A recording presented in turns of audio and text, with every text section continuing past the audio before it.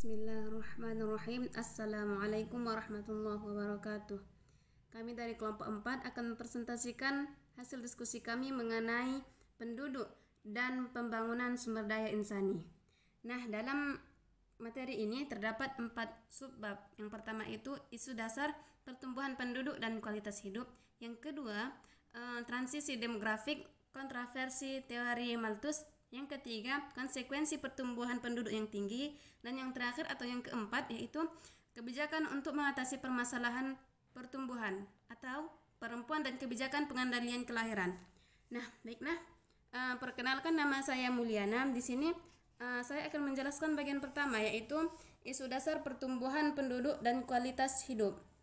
Nah, pertumbuhan penduduk merupakan salah satu isu yang penting pada negara-negara berkembang. Nah, pertumbuhan penduduk ini yang apabila tidak terkendali akan menyebabkan daya dukung lingkungan yang tidak seimbang sehingga mempengaruhi kualitas manusia dan kualitas hidup. Nah, pertumbuhan penduduk yang akan meningkat pertumbuhan penduduk akan meningkat kebutuhan dan pangan, energi, dan serta papan. Nah, dari sisi kebutuhan pangan, setiap kenaikan jumlah penduduk akan menaikkan ketersediaan pangan. Nah, begitu juga energi. Nah, pertumbuhan penduduk akan memerlukan energi besar, sementara ketersediaan energi semakin menipis. Nah, tidak terkecuali masalah papan atau perumahan secara tepat akan berujung pada naiknya tingkat pengangguran, kemiskinan, angka kriminalitas, dan sebagainya. Di balik pertumbuhan atau jumlah penduduk dunia yang terdapat kemajuan seperti meningkatnya tingkat harapan hidup maupun menurunnya tingkat kelahiran. Nah, tingkat harapan hidup rata-rata saat ini 68 tahun, meningkat dari 48 tahun pada masa 1990-an. Nah, sementara tingkat kelahiran turun sampai setengah lebih, dari 6 menjadi 2,5. Nah, perbaikan lain yang dicapai adalah probabilitas kematian anak pada saat lahir menurun karena probabilitas kematian anak semakin menurun karena perbaikan sarana kesehatan. PBB mengungkapkan proporsi orang yang hidup di daerah kumuh perkotaan di seluruh dunia telah menurun dari 39% tahun 2000 menjadi 33% di tahun 2010.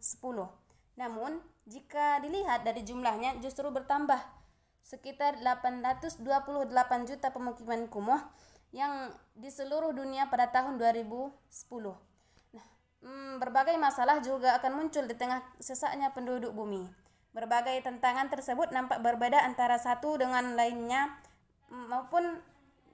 namun saling berkaitan. Nah, 5 tantangan besar yang dihadapi masyarakat dunia modern yaitu stabilitas keuangan, perubahan iklim, penyakit, terorisme, dan peluncuran senjata nuklir. Dunia juga masih menghadapi tantangan berupa kekurangan air dan masih terdapatnya ketimpangan yang amat besar antara negara-negara dunia dalam akses terhadap pangan, air, perumahan, dan lapangan kerja. Nah, demikianlah bagian yang pertama. Selanjutnya akan dilanjutkan oleh teman saya Laila. Kepada Laila saya persilahkan. Baiklah, di sini saya akan menjelaskan tentang transisi demografik, kontroversi teori Malthus. Analisis dampak pertumbuhan penduduk terhadap perekonomian, khususnya terhadap ancaman kekurangan pangan, mendapat perhatian luas ketika Malthus mengemukakan teorinya tentang dampak pertumbuhan penduduk terhadap kecukupan bahan pangan. Dalam tulisannya yang berjudul Essernya, Malthus menggambarkan suatu konsep tentang tambahan hasil yang semakin berkurang. Malthus mempunyai kecenderungan untuk bertambah menurut suatu deret ukur, akan tetap berlipat ganda setiap 30-40 tahun, kecuali bila terjadi bahaya kelaparan. Karena adanya ketentuan pertambahan hasil yang semakin berkurang dari suatu faktor produksi yang jumlahnya tetap, maka persediaan pangan hanya akan meningkat menurut deret. Tingginya penduduk ini disebabkan karena hubungan kelaminan antara laki dan perempuan yang tidak bisa dihentikan. Di samping itu, manusia untuk hidup memerlukan bahan makanan, sedangkan bahan makanan jauh lebih lambat dibandingkan dengan laju pertumbuhan penduduk. Apabila tidak diadakan pembatasan terhadap pertumbuhan penduduk, maka manusia akan. Inilah sumber dari kemelaratan dan kemiskinan manusia.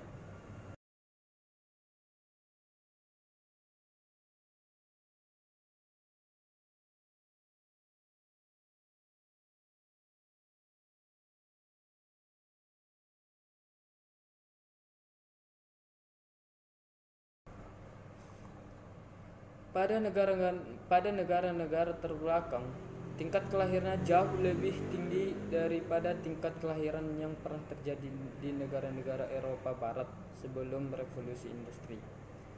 Tahapan kedua berlangsung di semua negara dunia ketiga di mana penggunaan teknologi kesehatan mampu menurunkan tingkat kematian secara drastis dan meningkatkan laju pertumbuhan penduduk sebesar-besarnya. Tahapan ketiga berlangsung ketika tingkat fertilitas serta laju pertumbuhan penduduknya cenderung menurun karena adanya kebijakan pengendalian kelahiran dan pengurangan tingkat kematian serta meningkatnya taraf hidup masyarakat. Berbeda dengan Cina dan Singapura, Malaysia memiliki kebijakan yang jauh lebih efektif dan mengontrol pertumbuhan penduduk. Mantan Perdana Menteri Malaysia, Mahathir Mohamad, pada tahun 1982 menyatakan bahwa Malaysia akan mencapai puncak kejayaan pada angka penduduk 70 juta. Target tersebut diprediksi akan dicapai di dalam kurun waktu lebih dari 100 tahun. Menurutnya, jumlah penduduk di Malaysia sangat kecil, mengingat luas wilayah Malaysia adalah 334.000 km, sementara penduduknya pada saat itu sekitar 15 juta jiwa. Dibandingkan dengan negara Thailand dengan luas wilayah 514.000 km, Thailand memiliki jumlah penduduk 50 juta jiwa. Untuk menyambut jumlah penduduk sebesar 70 juta tersebut, pemerintah mempersiapkan sumber daya dan sarana yang dibutuhkan melalui program.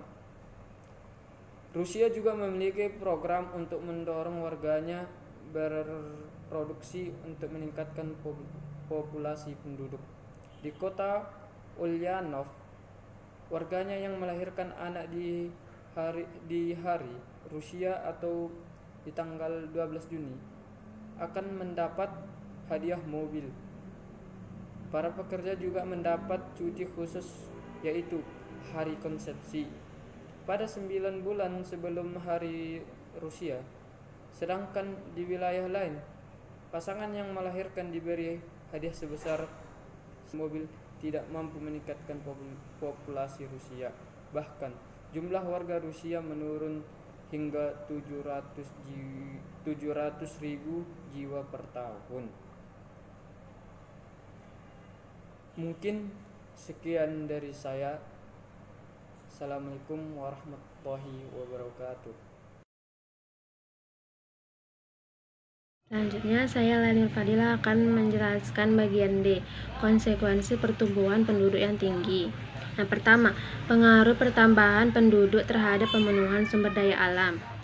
Padatan penduduk dapat mempengaruhi beberapa aspek, diantaranya yang pertama, ketersediaannya udara bersih, yang kedua, ketersediaannya pangan, yang ketiga, ketersediaannya lahan, yang keempat, ketersediaannya udara bersih, yang kelima, pencemaran lingkungan. Terus yang kedua, pengaruh pertambahan populasi manusia terhadap pendidikan. Kebutuhan sarana dan prasarana pendidikan akan terus meningkat apabila jumlah penduduk usia muda semakin bertambah. Jika suatu negara tidak dapat memenuhi atau mencukupi kebutuhan sarana dan prasarana pendidikan, maka banyak anak yang tidak tertampung di sekolah-sekolah. Pada akhirnya, tingkat pendidikan akan tetap rendah. Rendahnya tingkat pendidikan akan mempengaruhi produktivitas dalam menghasilkan barang dan jasa.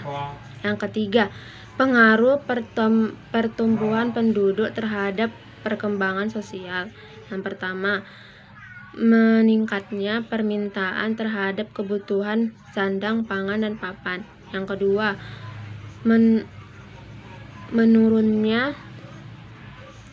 berkurangnya lahan tempat tinggal. Yang ketiga, meningkatnya investor. Yang keempat, meningkatnya angka pengangguran. Yang keempat, pengaruh pertumbuhan penduduk yang cepat terhadap perkembangan kebudayaan. Perubahan kebudayaan pada dasarnya tidak lain dari para perubahan manusia yang hidup dalam masyarakat yang menjadi wadah kebudayaan tersebut. Kebudayaan tidak bersifat statis, melainkan setiap kebudayaan ini mengalami perubahan. Contohnya, kebudayaan yang di Indonesia mengalami perubahan karena masuknya kebudayaan asing ke Indonesia. Yang kelima, pengaruh pertumbuhan penduduk terhadap kesehatan. Yang pertama, prevalensi penyakit menular akibat kepadatannya penduduk semakin meningkat. Yang kedua, menjamurnya penyakit akibat kemiskinan. Yang ketiga, masalah karena kebutuhan pangan. Yang keempat, masalah pemukiman. Yang kelima, meningkatnya usia lanjut terhadap masalah kesehatan. Yang keenam, kesehatan lingkungan secara global akan semakin menurun. Sekian dari saya. Materi selanjutnya akan dijelaskan oleh saudara Hairul Tamimi. Terima kasih. Assalamualaikum warahmatullahi wabarakatuh. Nama saya Hairul Tamimi, saya dari kelompok 4. Saya akan menjelaskan sedikit materi selanjutnya, yaitu kebijakan untuk mengatasi permasalahan pertumbuhan atau perempuan dan kebijakan pengendalian kelahiran. Prediksi akan terjadinya ledakan penduduk menyebabkan timbulnya kebijakan untuk mengantisipasi pertambahan penduduk. Pembatasan tersebut dapat dilaksanakan dengan dua cara, yaitu preventive check dan positive check. Preventive check ialah pengurangan penduduk melalui penekanan kelahiran. Preventive check dapat dibagi menjadi dua, yaitu moral revenge atau pengekangan diri, yaitu segala usaha untuk mengekang nafsu seksual, dan pitch pengurangan kelahiran. Dalam kenyataannya, produksi pangan dunia bukan kurang, bahkan lebih dari cukup untuk memberi makan seluruh populasi manusia di dunia.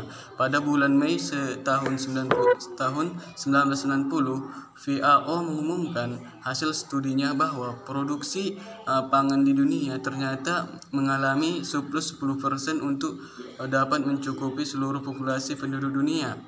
Selain pembatasan kelahiran, dikenal istilah pengaturan kelahiran yang dijalankan oleh individu atau bukan program negara untuk mencegah kelahiran semata waktu atau bukan permanen, dengan berbagai cara dan saran yang halnya dan tidak berbahaya. Hukumnya adalah mubah batas waktu diperbolehkan pengaturan kelahiran. Sedangkan positive check adalah pengurangan penduduk melalui proses kematian. Apabila suatu wilayah jumlahnya penduduk melebihi jumlah persediaan bahan pangan, maka tingkat kematian akan meningkat, mengakibatkan terjadinya kelaparan, wabah penyakit dan lain sebagainya. Proses ini akan terus berlangsung sampai jumlah penduduk seimbang dengan persediaan bahan pangan. Positif check dapat dibagi lagi menjadi dua, yaitu pitch dan miras. Pitch atau kejahatan ialah segala jenis pencabutan nyawa sesama manusia seperti pembunuhan anak-anak atau intestit, pembunuhan orang-orang cacat dan orang-orang tua. Pembatasan kelahiran pendudukan dengan cara yang ditawarkan oleh Neo Matthews tidak dibenarkan dalam Islam. Tidak boleh ada satu undang-undang atau pengaturan pemerintah yang membatasi jumlah anak dan sebuah keluarga. Islam mengharamkan pembunuhan janin dan rahim, membuang rahim atau membuat sang istri tak bisa hamil seumur hidup, termasuk stateless atau peskotomi atau tubrokotomi. Karena sama dengan abortus yang berkaitan kemandulan, Nabi Muhammad SAW telah melarang pengabreian atau al-khitsa sebagai teknik untuk mencegah kehamilan secara permanen yang saat ini atau muttafaqah alaih. International Blended Proven Hot Podertion atau IPPF tidak menganjurkan kepada negara-negara anggotanya termasuk Indonesia. Dari segi inklusif,